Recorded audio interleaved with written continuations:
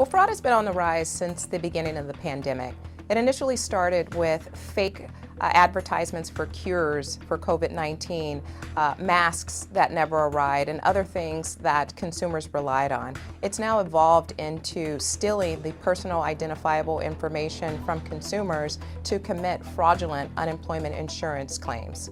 In many states, we hear that there's a backlog filing for unemployment insurance.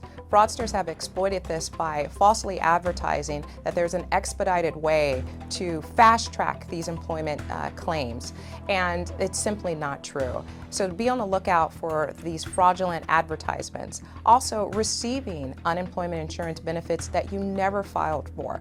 This is indicative of someone stealing your personal identifiable information and filing an unemployment insurance claim on your behalf. Well, in addition to offering zero liability on any Visa product, we also deploy a multi-layer approach to identifying fraud. We have a 24/7 risk operations center that looks at various transactions and can identify anomalies. We provide that information directly to our financial institutions so that they can protect consumers against fraud, and in some cases stop it even before it occurs. Really strengthening that cyber defense online is very important. It's also important to ensure that if you do click on any of these links, that it's a reputable company that you've established a relationship with, and visiting various websites such as the identitytheft.gov website, which is administered by the Federal Trade Commission, that has tips on recovery efforts if you do become a victim of it.